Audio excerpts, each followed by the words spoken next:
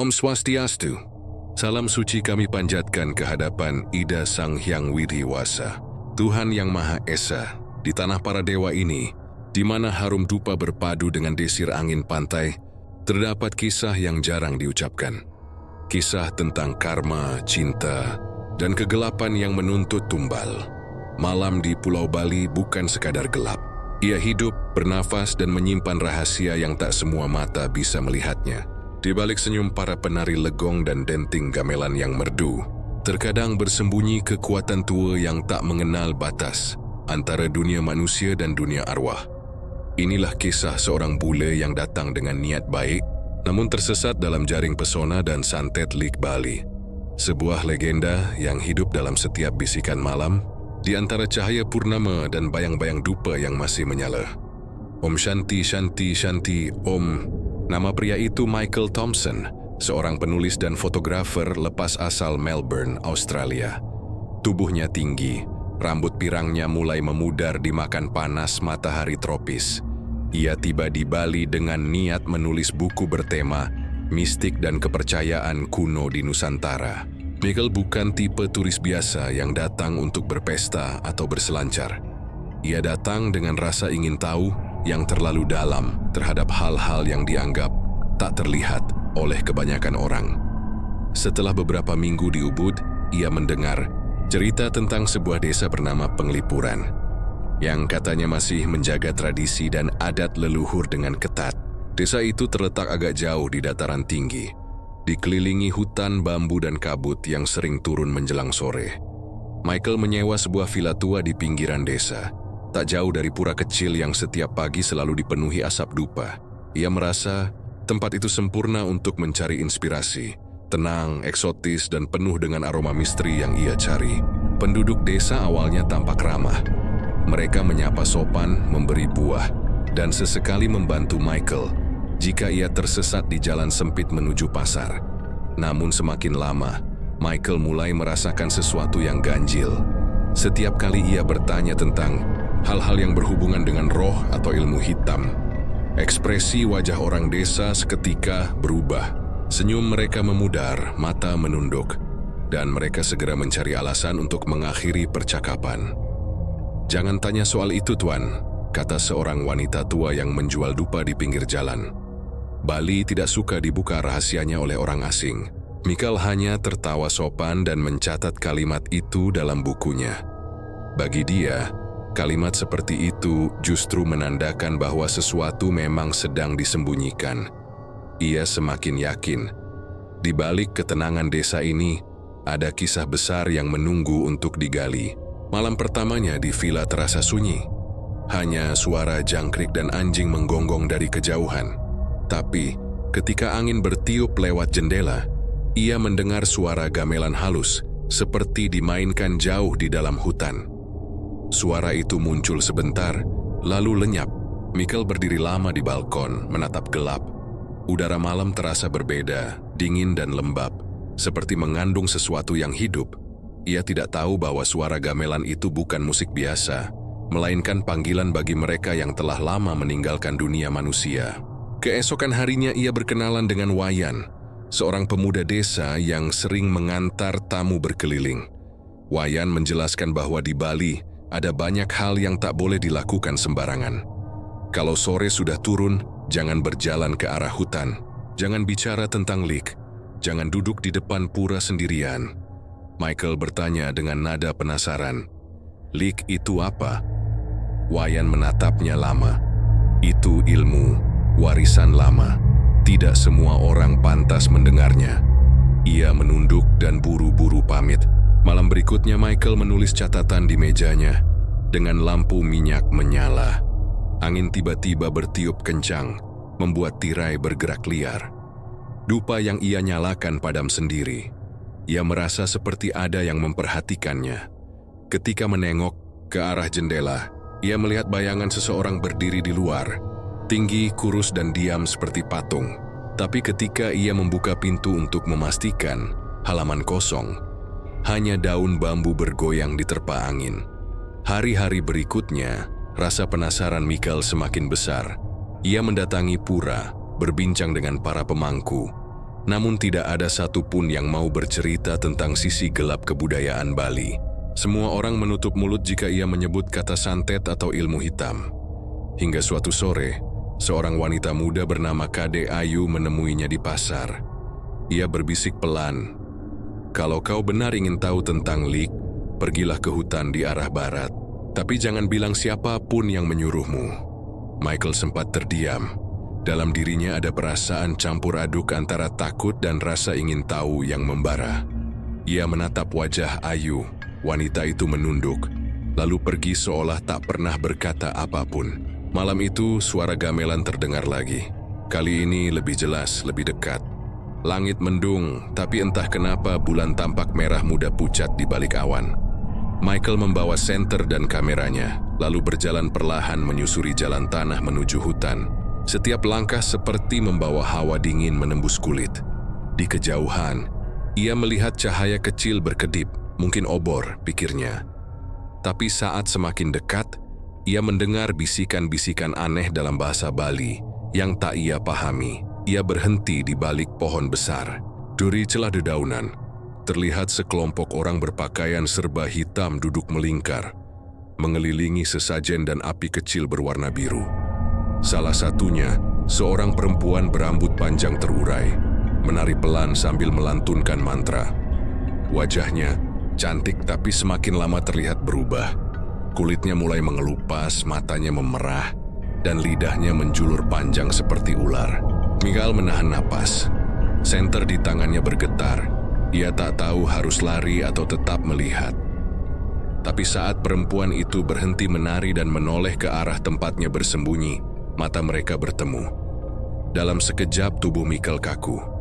Ia merasa dingin menjalar dari tengkuk ke ujung kaki. Lalu semua lampu mati. Api biru padam. Hutan menjadi gelap total. Michael berlari secepat mungkin, menabrak ranting dan semak. Ia tak peduli arah, yang penting menjauh. Di belakangnya, terdengar suara tawa nyaring. Suara perempuan, panjang, melengking, seperti datang dari langit dan tanah sekaligus. Saat akhirnya ia sampai di villa dengan napas tersengal. Senter di tangannya pecah dan lututnya berdarah. Ia menatap cermin dan untuk sesaat ia merasa bayangannya tersenyum. Padahal wajahnya sendiri sedang gemetar ketakutan. Malam itu, Michael tidak tidur.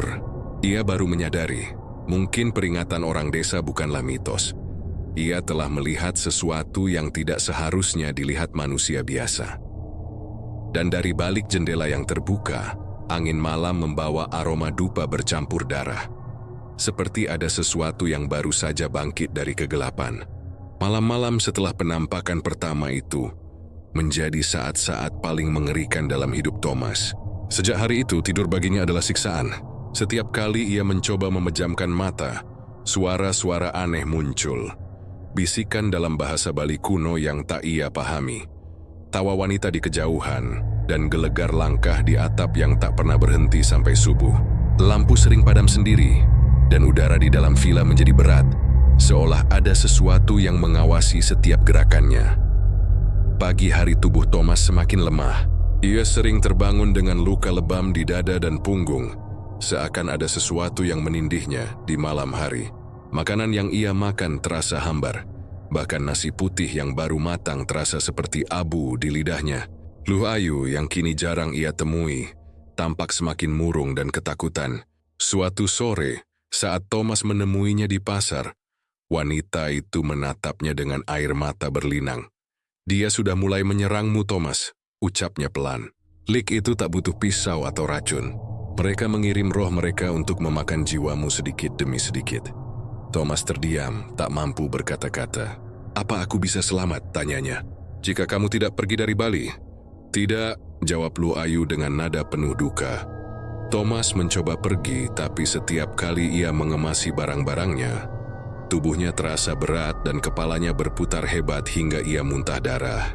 Malam itu ia jatuh pingsan di lantai villa.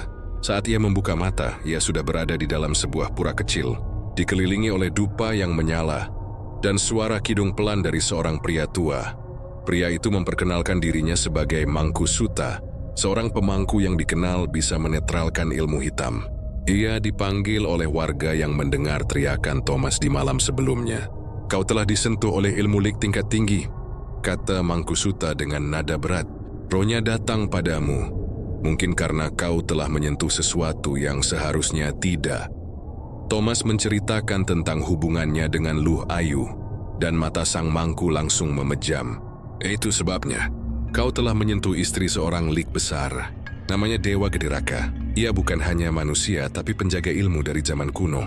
Ia bisa mengubah bentuk, keluar dari tubuhnya saat bulan purnama, dan memakan roh orang yang mengkhianatinya." Mendengar itu Thomas gemetar. "Bagaimana aku bisa menghentikannya?" "Tidak mudah," jawab sang mangku. "Lik tidak bisa dibunuh, hanya bisa dikembalikan pada asalnya, pada api dan tanah. Tapi kau harus bertahan, jangan takut. Rasa takut adalah pintu pertama bagi roh itu untuk masuk." Malam itu, Mangkusuta memberi Thomas penjaga diri, minyak kelapa yang telah didoakan, dan sebuah benang tridatu, merah, hitam, putih, yang harus diikat di pergelangan tangan. "Jangan lepas apapun yang terjadi," pesan sang mangku. Namun begitu Thomas kembali ke vilanya, udara sudah berubah. Angin berputar liar dan bau amis darah memenuhi ruangan. Dari kaca jendela, bayangan hitam melintas cepat. Ia mencoba menyalakan dupa, tapi api tak mau menyala. Tiba-tiba pintu terbuka keras, dan dari luar terdengar suara langkah berat di tanah basah. Thomas mundur perlahan, napasnya tersengal. Ia melihat sosok hitam muncul perlahan dari kegelapan. Sosok itu berwujud setengah manusia, setengah binatang, dengan wajah Dewa Gede Raka yang berubah mengerikan. Matanya menyala merah, lidahnya panjang berkilat, dan suaranya berat seperti datang dari perut bumi. Bule sombong, suaranya menggeram. "Kau mencemari darahku, sekarang jiwamu milikku." Thomas mencoba membaca doa yang diajarkan Mangkusuta, tapi lidahnya keluh. Sosok lik itu mendekat, dan suhu udara turun drastis. Tubuh Thomas gemetar, keringat dingin mengalir, dan dari dada kirinya terasa panas seperti terbakar dari dalam. Ia berteriak, namun tak ada suara yang keluar. Dalam keputusasaan, Thomas menatap foto kecil Luh Ayu yang jatuh dari dompetnya. Seketika bayangan lik itu mundur sedikit, matanya menyipit marah, dan menghilang di udara disertai suara angin kencang. Tubuh Thomas roboh, dan malam itu ia kembali tak sadarkan diri. Pagi harinya, ketika ia sadar, ia melihat bekas gosong di lantai berbentuk tangan besar, seperti bekas cakar yang membara. Ia tahu kini pertarungan belum selesai, dan di dalam dirinya mulai tumbuh rasa takut bercampur dendam kepada kekuatan gelap yang hampir merenggut nyawanya. Pagi itu sinar matahari seolah tak lagi membawa kehangatan bagi Thomas. Udara terasa dingin menusuk tulang meskipun mentari telah tinggi. Dia duduk di teras villa dengan tubuh gemetar, memandangi bekas cakar di lantai yang masih tercium bau hangus. Ia tahu makhluk itu nyata, bukan mimpi atau halusinasi. Tubuhnya lelah, matanya cekung, dan setiap malam mimpi buruk terus menghantui. Ia memutuskan pergi mencari Luh Ayu, wanita yang menjadi awal dari semua bencana ini. Namun rumahnya tampak sepi dan tertutup rapat. Warga desa menatap Thomas dengan curiga dan bisik-bisik saat ia lewat. Seorang ibu tua mendekatinya dan berbisik pelan, "Luh Ayu sudah tidak di sini, nak. Ia dibawa pergi oleh keluarganya ke desa asalnya di Karangasem." Dewa Gede Raka murka besar. Nama itu kembali membuat tubuh Thomas bergetar. Ia merasa seperti diburu tanpa tahu cara bersembunyi. Tapi rasa cintanya pada Luh Ayu membuatnya nekat. Jadi Stiwakse merosot dan berangkat menuju Karangasem, menembus jalan berliku di antara tebing dan pantai. Di dalam perjalanan, ia berhenti di sebuah warung kecil untuk bertanya arah. Pemilik warung, seorang pria tua, tiba-tiba menatapnya tajam. "Kau orang yang dikejar lik, bukan?" tanyanya tanpa basa-basi. Thomas terkejut. "Apa maksud Anda?" "Wajahmu pucat, auramu gelap. Kau sudah kena santet. Aku bisa mencium baunya." Pria itu memperkenalkan diri sebagai Jero Balian Naya, seorang Balian tabib spiritual yang sering membantu korban santet. Dia meminta Thomas mengikutinya ke rumahnya yang tidak jauh dari situ. Di sana, ia menyiapkan dupa, air suci, dan kelapa muda yang dibelah dua. Saat ia menatap air dalam kelapa itu, wajahnya berubah serius. "Lik yang menyerangmu bukan sembarangan. Ia menggunakan darah istrinya sendiri untuk mengikat roh jahatnya agar lebih kuat, kata Jeronaya lirih. Dan kau tanpa sadar telah mengambil bagian dari darah itu saat bersama Luh Ayu. Thomas tertegun. Apa maksudmu? Setiap hubungan antara Lik dan pasangannya bukan sekadar cinta, tapi ikatan roh. Ketika kau menyentuh Luh Ayu, sebagian roh jahat itu ikut masuk dalam tubuhmu. Itulah mengapa kau terus diserang. Bukan hanya untuk membunuhmu, tapi untuk mengambil kembali bagian jiwanya. Thomas menggigit bibir, perasaan bersalah menghantam keras. Ia mulai sadar bahwa cintanya telah menyeretnya ke dalam dunia yang tak ia pahami. Jeronaya memberinya air suci dan menyarankan untuk tidak kembali ke Ubud. Kau harus bersembunyi sampai purnama berikutnya berlalu, katanya. Jika tidak, Lik itu akan menjemputmu sendiri. Namun cinta dan rasa penasaran membuat Thomas melanggar peringatan itu. Malamnya, ia diam-diam mencari rumah keluarga Luh Ayu di Karangasem. Rumah itu berada di ujung desa, dikelilingi pohon bambu tua dan suara jangkrik yang nyaring. Ketika ia mengetuk pintu, seorang wanita tua membuka sedikit, menatapnya dengan ketakutan. "Pergilah, Nah.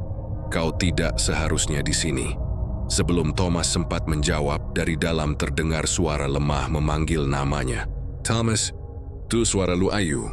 Wanita tua itu akhirnya membiarkannya masuk. Di dalam kamar, Luh Ayu berbaring lemah dengan wajah pucat dan rambut kusut. Tubuhnya kurus, matanya kosong. Namun ia masih mengenali Thomas. "Kamu seharusnya pergi," katanya dengan suara serak. "Dia tahu kamu datang." Thomas menggenggam tangannya. "Aku tidak peduli. Si hanya ingin menolongmu."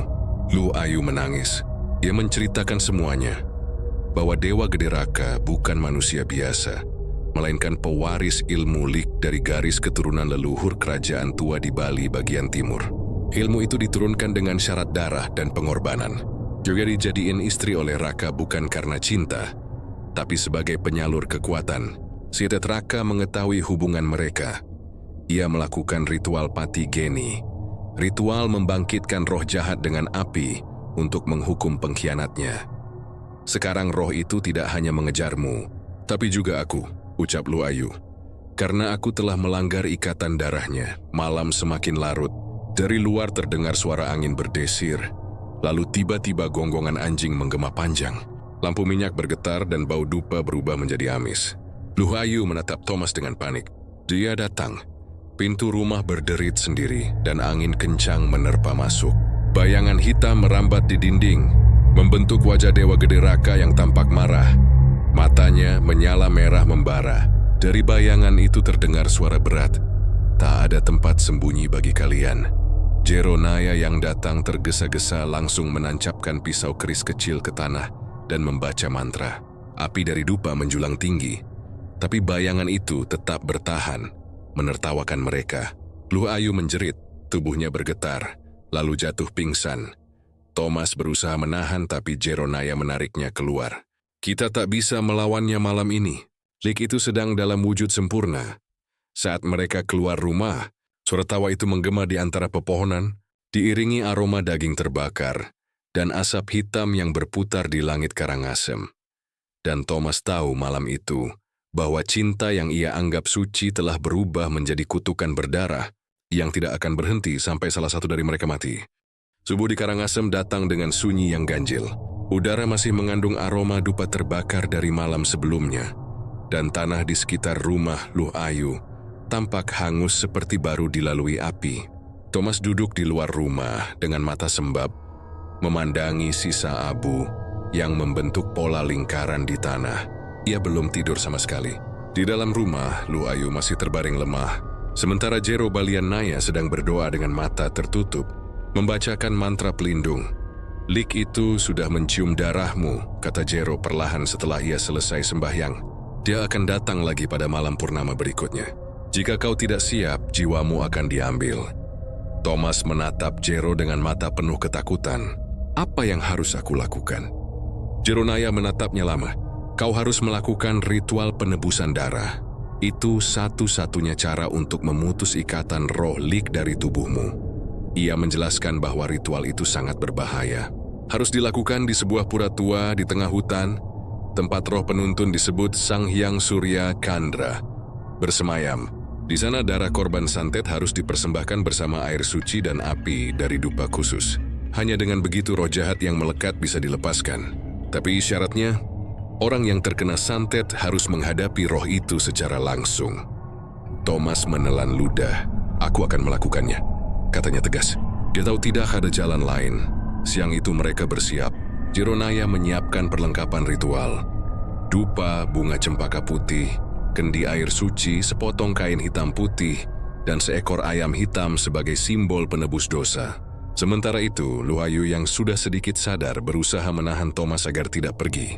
Kau tidak tahu apa yang akan terjadi di sana, ucapnya sambil menggenggam tangan Thomas. Roh itu akan datang bukan untuk berbicara, tapi untuk memakanmu. Thomas hanya tersenyum lemah. Aku sudah kehilangan ketenangan, Lu.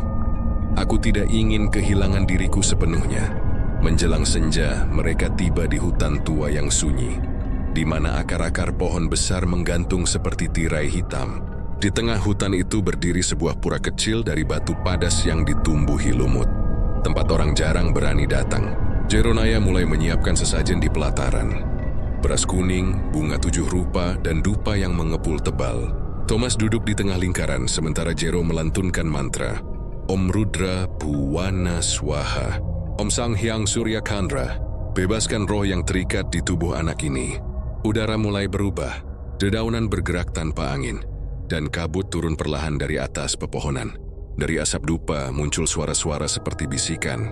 Thomas menutup mata, namun tiba-tiba ia merasakan panas luar biasa di dada kirinya. Dewi menjerit kesakitan, tubuhnya bergetar hebat. Dari arah kegelapan hutan muncul siluet tinggi dengan mata merah menyala. Suara itu menggema di udara, berat dan marah. Tak ada penebusan bagi pengkhianat. Itu suara Dewa Gede Raka, namun kali ini dalam wujud sepenuhnya sebagai lik. Tubuhnya membara dengan api biru. Lidahnya menjulur panjang dan wajahnya berubah-ubah di antara manusia dan hewan.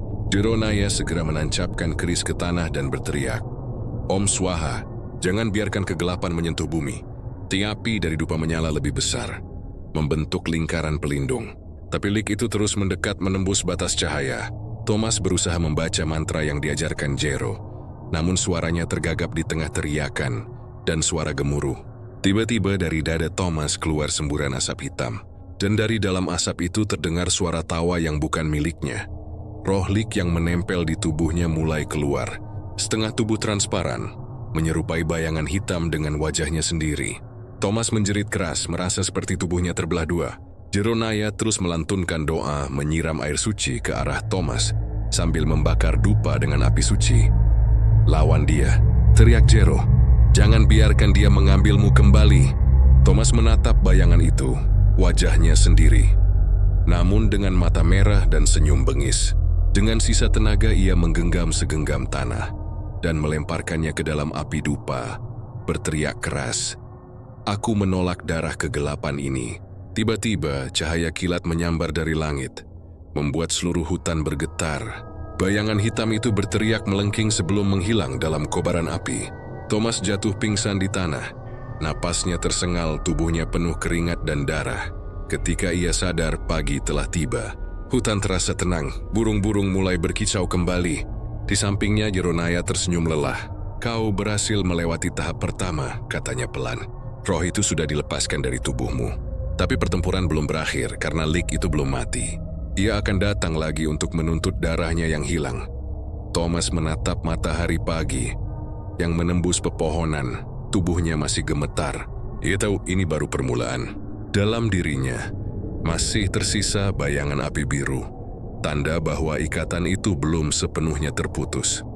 Dan di kejauhan, di antara kabut yang perlahan menipis, terdengar suara tawa samar. Suara Dewa Gede Raka yang berjanji akan kembali.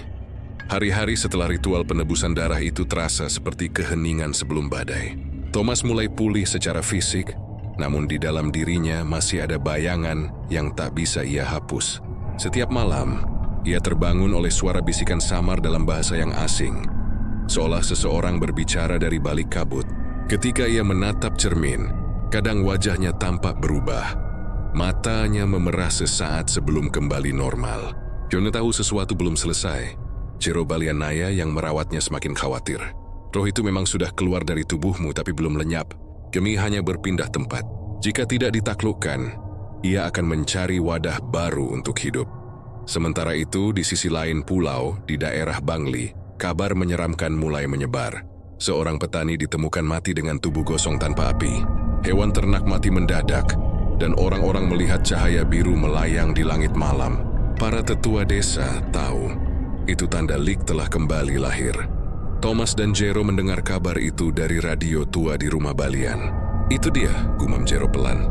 Dewa Gede Raka telah bangkit kembali dalam wujud roh penuh.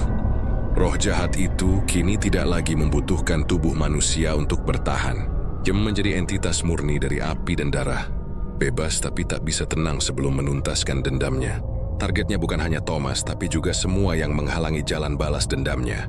Termasuk Luh Ayu dan Jero Naya.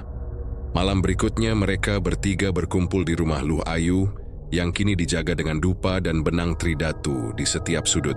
Luh Ayu tampak semakin pucat namun tekadnya kuat. Aku tahu cara menghentikannya, katanya. Tapi harganya besar.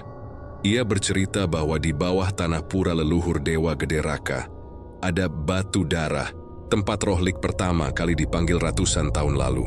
Jika batu itu dihancurkan dengan api suci dari Purnama Agung, roh tersebut akan lenyap selamanya.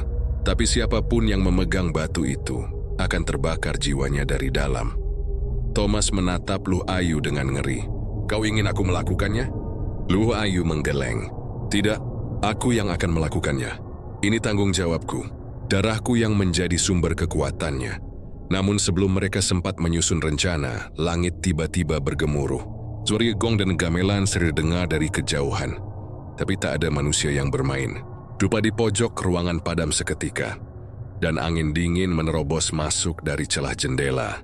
Jero berdiri sigap menggenggam kerisnya. Dia sudah tahu. Dari luar terdengar langkah berat seperti seseorang menyeret rantai. Tanah bergetar, dan dari kegelapan muncul kabut tebal bercahaya biru. Dalam kabut itu tampak sosok menyeramkan. Wajah Dewa Gede Raka, tapi kini tanpa tubuh. Hanya kepala melayang dengan lidah panjang berapi, dan mata menyala bagai bara. Thomas memegang tangannya sendiri, merasakan panas membakar dari dalam. Ia tahu roh itu masih terikat padanya. Suara itu bergema di udara. Kau kira bisa melepaskan darahku begitu saja? Luh Ayu berteriak, membacakan mantra pelindung. Sementara Jero menyebar garam suci ke sekeliling ruangan. Tapi kabut itu menembus dinding seperti kabar buruk yang tak bisa dihindari. Thomas terhempas ke belakang, dan tiba-tiba di dinding muncul bayangan dirinya sendiri, menatap balik dengan senyum jahat. Bayangan itu berbicara dengan suara Raka. Kau akan jadi wadah baruku, bule. Tubuh Thomas mulai gemetar hebat. Dari dadanya muncul semburat cahaya merah dan biru yang saling bertarung. Membuatnya berteriak kesakitan. Jeri berusaha menahan dengan doa nih, tapi kekuatan Lik terlalu besar. Luh Ayu menatap Thomas dengan air mata, lalu memeluknya erat sambil berbisik, kau tidak sendiri. Kudekes melawan bersamamu. Dalam sekejap api biru menyelimuti keduanya. Suara tawa Lik menggema keras, tapi Jero berteriak membaca mantra terakhir. Om Rudra Swaha. Om Rewa Bina dan Nirmala. Api di sekitar mereka meledak menjadi cahaya putih yang menyilaukan. Ketika semuanya reda, rumah itu hancur separuh. Thomas dan Luh Ayu tergeletak lemah di lantai, tapi roh Dewa Gede Raka menghilang. Udara terasa lebih ringan, meskipun bau darah masih tertinggal. Namun Jero tahu, ini belum berakhir. Ia melihat tanda merah berbentuk api di punggung Thomas, simbol roh yang belum sepenuhnya musnah. Dia akan lahir kembali pada purnama berikutnya, katanya lirih. Lik tidak pernah mati. Mereka hanya berganti bentuk. Thomas menatap langit malam dari celah atap yang rusak. Wajahnya kosong tapi matanya menyala dengan tekad. Kalau dia akan kembali, katanya pelan, aku akan siap menunggunya. Dan di kejauhan di balik gunung langit kembali berkedip biru. Tanda bahwa kekuatan Lik sedang menyiapkan kelahiran keduanya. Purnama berikutnya datang lebih cepat dari yang Thomas duga. Langit malam tampak berbeda, bukan sekadar terang oleh cahaya bulan, tapi seolah dilumuri darah. Ini dari laut membawa aroma amis dan dupa terbakar, tanda bahwa dunia roh tengah bergolak. Di desa tempat Luh Ayu dan Jero tinggal, ayam berkokok di tengah malam. Anjing melolong tanpa henti. dan pohon-pohon pisang di sekitar pura bergoyang meski angin tak berhembus. Thomas berdiri di halaman pura tua. Tubuhnya masih terasa lemah, tapi matanya penuh tekad. Di punggungnya, tanda merah berbentuk api. Kini tampak lebih jelas dan terasa panas setiap kali ia mendekat ke pura. "Ini tempatnya," kata Jero lirih. "Batu darah itu berada di bawah altar utama. Kita harus menghancurkannya malam ini, sebelum bulan mencapai puncak langit. Setelah itu roh Lik akan memiliki kekuatan penuh dan tidak bisa lagi dikalahkan." Luh Ayu menyiapkan sesaji, canang sari, bunga cempaka putih, air suci, dan keris pusaka peninggalan leluhur. "Kau pasti kuat, Thomas," katanya lembut. "Jangan biarkan rasa takutmu memanggil dia kembali." Thomas mengangguk. Meski di dadanya ia tahu sesuatu sudah mulai bergerak. Mereka turun ke ruang bawah tanah, di bawah pura, melalui tangga batu lembab yang berlumut. Suara gamelan samar terdengar dari kejauhan. Bukan dari manusia, tapi dari dunia seberang. Di bawah sana, udara berubah dingin dan berat.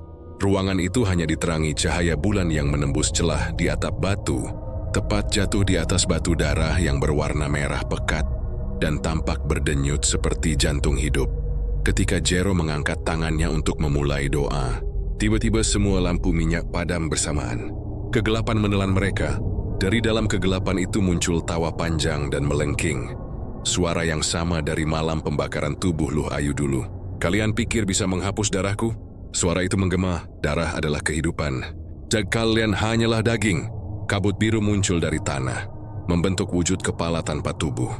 Liek Dewa Gederaka kini lebih besar dan mengerikan. Lidahnya panjang, matanya bersinar seperti bara neraka. Gemelayang mengitari batu darah dan menatap Thomas. "Kau masih hutang jiwamu padaku, bule. Sekarang waktunya menepati janji." Thomas berteriak, tubuhnya bergetar hebat. Tanda merah di punggungnya menyala terang. Dan dari dalam dadanya keluar semburan asap hitam, wujud roh yang masih terikat padanya. Luh Ayu memeluknya dari belakang, membaca mantra pengusir roh sambil menahan panas yang membakar kulitnya sendiri. "Jangan biarkan dia masuk lagi." Jero menghunus keris pusaka dan mulai menari dengan gerakan lambat penuh makna, membacakan mantra leluhur untuk memanggil api suci. Dari ujung kerisnya muncul cahaya keemasan yang menembus kegelapan. Batu darah mulai bergetar keras, namun Lik tidak diam.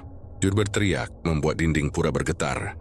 Dari bayang-bayang muncul sosok-sosok kecil menyerupai manusia, tapi berkepala babi dan anjing. Berlari cepat ke arah mereka. Thomas mengambil dupa terbakar dan melemparkannya ke arah makhluk itu, membuatnya menjerit dan menghilang. "Jero, sekarang!" teriak Luh Ayu Jero, mengangkat keris tinggi-tinggi dan menikam batu darah. Dari batu itu keluar semburan darah panas bercahaya merah, menghantam mereka bertiga. Suara tawa Lik berubah menjadi jeritan panjang, lalu meledak dalam cahaya biru menyilaukan. Thomas jatuh tersungkur, tubuhnya gemetar hebat. Ketika ia membuka mata, Lik sudah tak terlihat. Hanya tersisa debu abu-abu yang perlahan menghilang. Batu darah retak menjadi dua, dan dari retakan itu mengalir air jernih, tanda pemurnian. Namun Luh Ayu terbaring diam di lantai, kulitnya terbakar separuh. Thomas memeluknya sambil menangis. "Aku sudah janji untuk melindungimu," katanya parau. Luh Ayu tersenyum lemah. "Kau sudah melakukannya. Sekarang biarkan aku pergi. Aku bagian dari darah itu. Kalau aku hidup, dia akan kembali." Sebelum Thomas sempat menjawab, tubuh Luh Ayu berubah menjadi debu putih bercahaya dan terbawa angin. Malam kembali sunyi. Di luar pura, bulan purnama perlahan memudar tertutup awan. Thomas dan Jero berdiri memandangi langit. Jero berkata lirih, "Kau telah menghancurkan Lieknya, tapi kau juga kehilangan pengikat duniamu." Thomas menatap tangannya yang berlumur darah, lalu ke arah laut di kejauhan. "Kalau aku harus kehilangan segalanya agar setan itu tak kembali," katanya, "aku rela." Namun ketika mereka berjalan meninggalkan pura, seekor burung gagak hitam melintas di atas mereka, membawa sehelai rambut panjang berwarna putih yang bercahaya samar. Pertanda bahwa Lik belum benar-benar lenyap, hanya bersembunyi menunggu tubuh baru. 3 malam setelah upacara di pura, langit desa Penglipuran terasa ganjil. Hewan hitam menutup bulan, dan suara jangkrik berhenti bersamaan. Di rumah Jero, Thomas duduk memandangi dupa yang masih menyala. Matanya merah, tubuhnya lemah, tapi pikirannya tak bisa tenang. Setiap kali ia memejamkan mata, ia mendengar suara tawa lembut Luhayu, bercampur bisikan lirih yang mengatakan, "Aku masih di sini." Sejak malam itu, penduduk mulai melihat hal aneh. Anak-anak mengaku melihat wanita berambut putih duduk di tepi sawah memandangi mereka. Seekor anjing menyala ke arah bayangannya sendiri lalu mati mendadak. Dan di rumah salah satu warga, bayi menangis tanpa sebab tiap pukul 2 dini hari, seolah melihat sesuatu di langit-langit. Jero tahu itu bukan pertanda biasa. Lik tidak lenyap sepenuhnya, katanya sambil menatap Thomas. "Kau membawa sebagian jiwanya dalam tubuhmu. Bilang kau tetap di sini, dia akan mencari jalan untuk hidup kembali." Thomas menunduk. Di lehernya kini muncul bercak hitam menyerupai bentuk tangan. "Aku tak bisa pergi, Jero," katanya pelan. "Aku merasakan dia masih di sekitarku. Kadang aku mendengar langkahnya di belakangku." Malam itu, Thomas bermimpi. Dalam mimpinya, ia berjalan di tepi pantai. Ombak hitam membawa potongan tubuh manusia, dan di antara buih laut muncul wajah Luh Ayu. Pucat, cantik, tapi tanpa pupil mata. "Kau tak bisa lari, Thomas," bisiknya. "Aku bagian darimu sekarang." Ketika Thomas mencoba mundur, pasir di bawah kakinya berubah menjadi tangan-tangan yang menariknya ke dalam laut. Ia terbangun sambil menjerit. Keringat dingin membasahi tubuhnya. Keesokan paginya, Jero memutuskan memanggil pendeta tua dari desa sebelah, Ida Pedanda Wirya, untuk membantu. Pedanda memeriksa Thomas dengan dupa dan air suci. Tapi setelah beberapa menit, ia mundur dengan wajah pucat. Ini bukan gangguan biasa. Roh Lik telah menitis sebagian dalam dirinya. Ia bukan manusia utuh lagi. Sore itu, Jero mendengar kabar dari warga. Seorang perempuan muda di ujung desa tiba-tiba sakit keras setelah bermimpi tentang kepala terbang yang berputar di atas rumahnya. Tubuhnya panas, matanya memerah, dan dari mulutnya keluar bau amis. Jero segera datang ke rumah itu bersama Thomas. Begitu melihat perempuan itu, Thomas gemetar. "Aku mengenalnya. Dia penjaga villa tempatku dulu tinggal." Wajah perempuan itu perlahan berubah, dan senyum tipis muncul di bibirnya. "Thomas." Suaranya terdengar lembut tapi dingin. "Aku sudah menemukan rumah baru." Tubuh perempuan itu bergetar hebat, lalu berteriak melengking. Suara angin tiba-tiba berputar di ruangan. Semua lampu minyak padam. Dari dalam tubuhnya keluar bayangan hitam yang melayang ke arah Thomas. Bayangan itu menyatu dengan tubuhnya seketika, membuat ia terjatuh dan menjerit. Jero berusaha membaca doa pengusir roh, tapi lidahnya keluh, seperti ada yang mencekik dari udara. Ketika Thomas bangkit kembali, matanya tak lagi biru. Kini berwarna merah tua. Senyum di wajahnya bukan lagi miliknya. "Aku sudah kembali," kata suara itu dari dalam tubuh Thomas. Tubuh ini lebih kuat dari yang dulu. Pedanda Wirya berteriak, "Cepat bawa dia ke laut. Hanya air suci samudra yang bisa menahan kekuatannya." Tapi sebelum mereka sempat melangkah, Thomas menghentak tanah dengan keras, membuat semua perabot terlempar.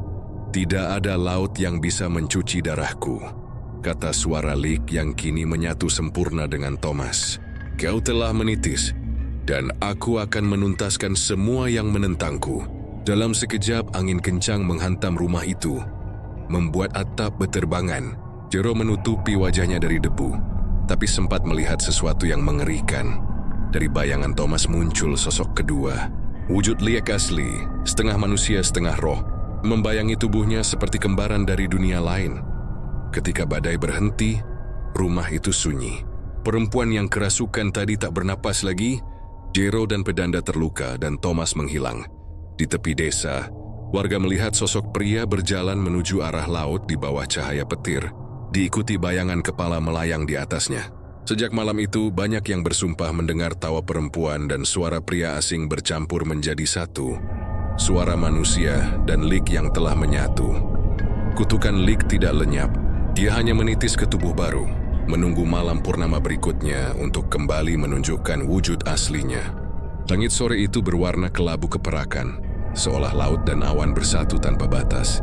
Angin dari selatan membawa aroma garam dan kematian. Di tepi pantai Yele, ombak memecah keras. Sementara para pendeta desa mulai mempersiapkan upacara besar, gamelan kecil berbunyi lirih, terdengar seperti tangis yang jauh. Jero berdiri di antara mereka, mengenakan pakaian putih yang kini ternoda darah kering dari luka-luka sebelumnya. Di sampingnya Pedanda Wirya duduk bersila dengan dupa menyala dan kendi berisi air suci laut. "Malam ini purnama datang," katanya dengan suara berat. "Jika roh leak sudah menyatu dengan tubuh bule itu, maka satu-satunya cara memutusnya adalah dengan menenggelamkan tubuhnya di bawah gelombang, hingga arwah jahatnya larut ke dasar samudra." Jero mengangguk, tapi di matanya tersirat kesedihan. "Aku tahu dia bukan orang jahat, Pedanda. Thomas hanya mencari kebenaran." Pedanda menatap laut. Kebenaran yang dicari dengan rasa ingin tahu buta selalu berujung kutukan. Malam pun datang perlahan, membawa bulan purnama yang tampak besar dan merah. Ombak semakin tinggi. Para pendeta mulai melantunkan mantra. Di tengah upacara, dari arah hutan di belakang pantai, terdengar suara langkah berat dan napas panjang. Thomas muncul, berjalan perlahan ke arah mereka. Tubuhnya telanjang dada, penuh luka bakar hitam. Di matanya warna merah bercampur biru, tanda pertarungan dua jiwa di dalam satu raga. Setiap langkahnya meninggalkan bekas arang di pasir. "Jero," suaranya parau dan bergetar. "Aku masih di sini. Tapi dia juga di sini. Aku tak bisa menahannya lama-lama." Dari belakang tubuhnya, bayangan Lik muncul samar seperti kabut pekat berbentuk kepala wanita dengan lidah menjulur. "Yeter Toasiri, kalian pikir bisa mengusirku dari darahnya?" Pedanda Wirya berdiri, mengangkat kendi air suci tinggi-tinggi dan memercikkannya ke arah Thomas. Air itu mendesis begitu menyentuh kulitnya, mengeluarkan asap putih. Thomas menjerit dan jatuh berlutut. "Cepat sekarang," teriak Pedanda. Mulai pembacaan doa pemisah roh. Para pendeta melingkari Thomas. Mereka menancapkan tongkat bambu suci ke pasir membentuk segel. Di dalamnya, api kecil menyala dengan warna biru. Jero memegang keris peninggalan leluhur, keris yang dulu digunakan Luhayu untuk melindungi dirinya.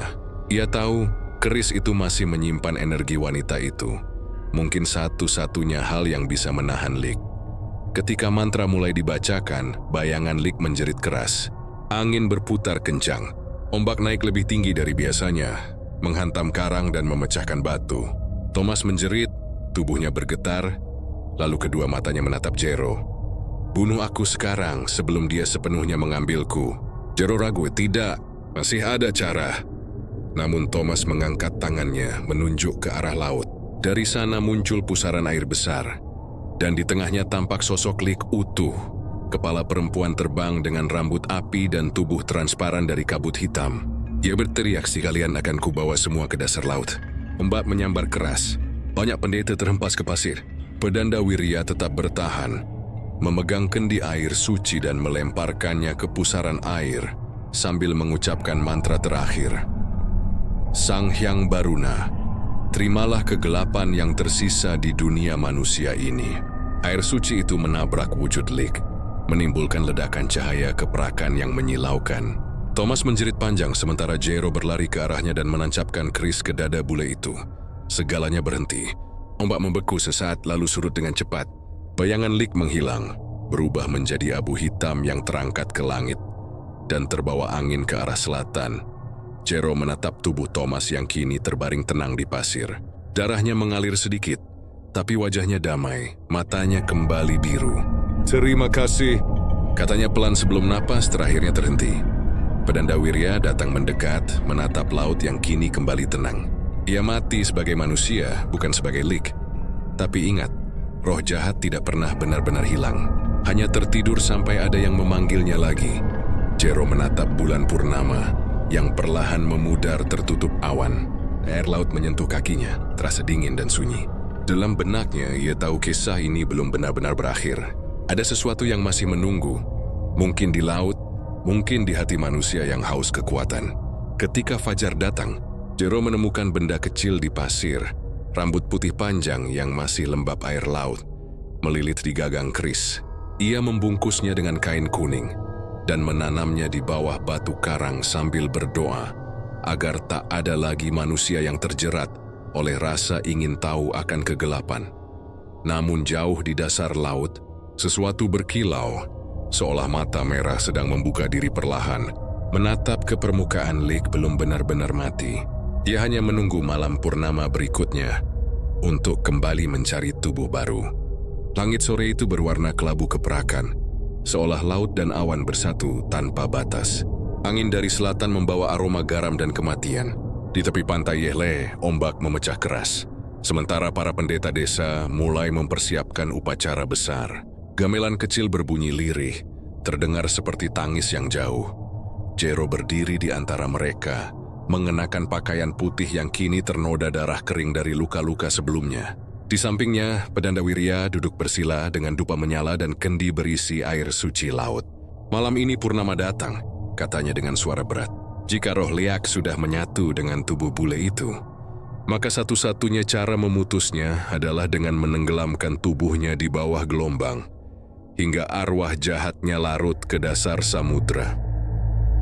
Jero mengangguk, tapi di matanya tersirat kesedihan. Aku tahu dia bukan orang jahat, Pedanda. Thomas hanya mencari kebenaran. Pedanda menatap laut. Kebenaran yang dicari dengan rasa ingin tahu buta selalu berujung kutukan. Malam pun datang perlahan, membawa bulan purnama yang tampak besar dan merah. Ombak semakin tinggi. Para pendeta mulai melantunkan mantra. Di tengah upacara, dari arah hutan di belakang pantai terdengar suara langkah berat dan napas panjang.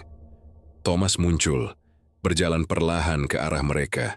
Tubuhnya telanjang dada, penuh luka bakar hitam. Di matanya warna merah bercampur biru, tanda pertarungan dua jiwa di dalam satu raga. Setiap langkahnya meninggalkan bekas arang di pasir. Jero, suaranya parau dan bergetar. Aku masih di sini, tapi dia juga di sini. Aku tak bisa menahannya lama-lama. Dari belakang tubuhnya, bayangan Lik muncul samar seperti kabut pekat, berbentuk kepala wanita dengan lidah menjulur. Ia tertawa lirik, kalian pikir bisa mengusirku dari darahnya? Pedanda Wirya berdiri, mengangkat kendi air suci tinggi-tinggi dan memercikkannya ke arah Thomas. Air itu mendesis begitu menyentuh kulitnya, mengeluarkan asap putih. Thomas menjerit dan jatuh berlutut. Cepat sekarang, teriak Pedanda. Mulai pembacaan doa pemisah roh. Para pendeta melingkari Thomas. Mereka menancapkan tongkat bambu suci ke pasir membentuk segel. Di dalamnya, api kecil menyala dengan warna biru. Jero memegang keris peninggalan leluhur. Keris yang dulu digunakan Lu Ayu untuk melindungi dirinya. Dia tahu, keris itu masih menyimpan energi wanita itu. Mungkin satu-satunya hal yang bisa menahan Lik. Ketika mantra mulai dibacakan, bayangan Lik menjerit keras. Angin berputar kencang. Ombak naik lebih tinggi dari biasanya, menghantam karang dan memecahkan batu. Thomas menjerit, tubuhnya bergetar, lalu kedua matanya menatap Jero. Bunuh aku sekarang sebelum dia sepenuhnya mengambilku. Jero ragu. Tidak, masih ada cara. Namun Thomas mengangkat tangannya menunjuk ke arah laut. Dari sana muncul pusaran air besar, dan di tengahnya tampak sosok Lik utuh. Kepala perempuan terbang dengan rambut api dan tubuh transparan dari kabut hitam. Yui berteriak, kalian akan kubawa semua ke dasar laut. Ombak menyambar keras, banyak pendeta terhempas ke pasir. Pedanda Wirya tetap bertahan, memegang kendi air suci dan melemparkannya ke pusaran air, sambil mengucapkan mantra terakhir. Sang Hyang Baruna, terimalah kegelapan yang tersisa di dunia manusia ini. Air suci itu menabrak wujud Lik, menimbulkan ledakan cahaya keprakan yang menyilaukan. Thomas menjerit panjang, sementara Jero berlari ke arahnya dan menancapkan keris ke dada bule itu. Segalanya berhenti. Ombak membeku sesaat, lalu surut dengan cepat. Boyangan Lik menghilang, berubah menjadi abu hitam yang terangkat ke langit. Dan terbawa angin ke arah selatan, Jero menatap tubuh Thomas yang kini terbaring tenang di pasir. Darahnya mengalir sedikit, tapi wajahnya damai, matanya kembali biru. Terima kasih, katanya pelan sebelum napas terakhirnya terhenti.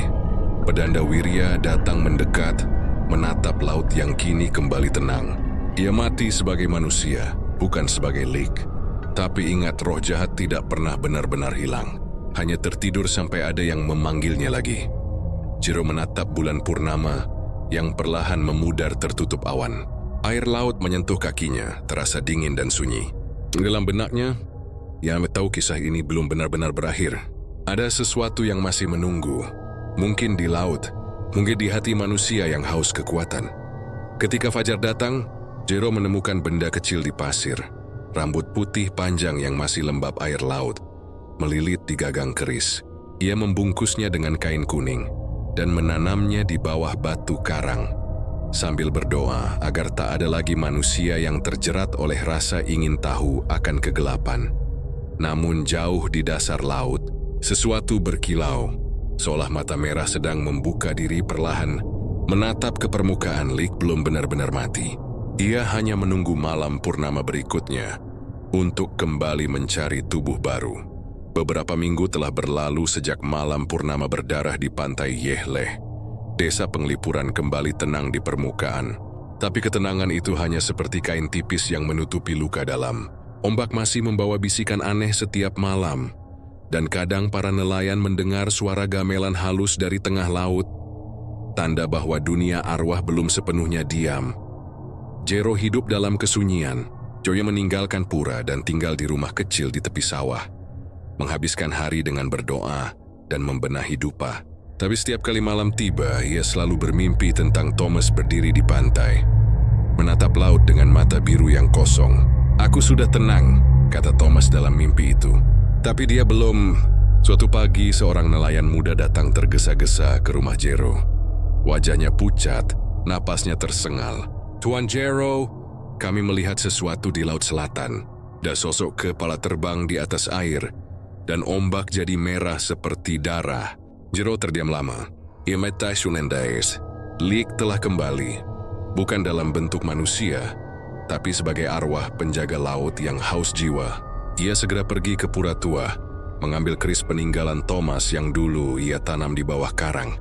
Ketika ia menggali pasir, keris itu sudah berkarat. Tapi di ujung gagangnya masih menempel sehelai rambut putih, kini berubah menjadi perak keabu-abuan. Malam itu ia pergi ke pantai seorang diri. Langit tampak redup, hanya bulan sabit menggantung pucat.